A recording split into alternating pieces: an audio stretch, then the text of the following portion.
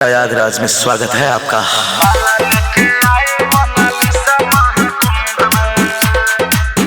मोनालिसा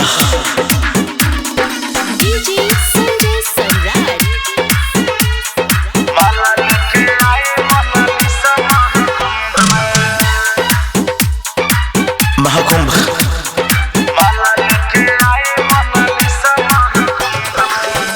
दोस्तों, प्रयागराज के महाकुंभ मेले में माला बेचने आई मोनालिसा। प्रयागराज के घाट पे संतों के झुंड में, प्रयागराज के घाट पे, प्रयागराज के घाट पे संतों के झुंड में माला लेके आई मोनालिसा महाकुंभ में। माला लेके आई मोनालिसा महाकुंभ में। गंगा जमुना घाट पे अमृत की बूंद में, गंगा जमुना घाट पे, गंगा जमुना घाट पे अमृत की बूंद में माला लेके आई मोनालिसा महाकुंभ में। माला लेके आई मोनालिसा महाकुंभ में।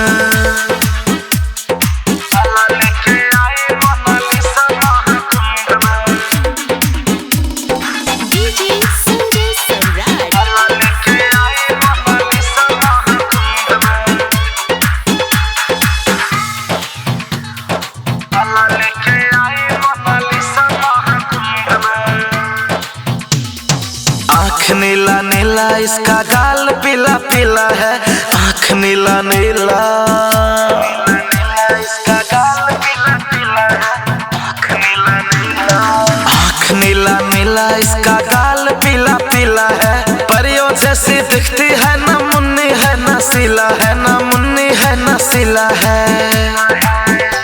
सितारों सी चमकती है ठंड वाला धुंध में, सितारों सी चमकती है, सितारों सी चमकती है ठंड वाला धुंध में। माला लेके आई मोनालिसा महाकुंभ में।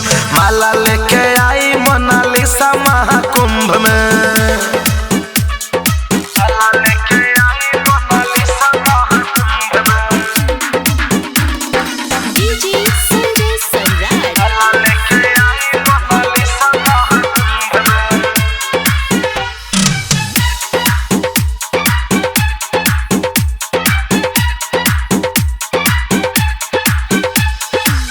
महाकुंभ मोनालिसा देखो, इंस्टा और रील्स पे हो गई है वायरल, इंस्टा और रील्स पे हो गई है वायरल, इंस्टा और रील्स पे, इंस्टा और रील्स पे हो गई है वायरल। मैं भी हूँ इनके नजरों का कायल, नजरों का कायल। कुंभ नहा लो जाओगे बैकुंठ में, कुंभ नहा लो, डुबकी लगा लो जाओगे बैकुंठ में। माला लेके आई मोनालिसा महाकुंभ में। माला लेके आई मोनालिसा महाकुंभ में। Welcome to you Prayagraj.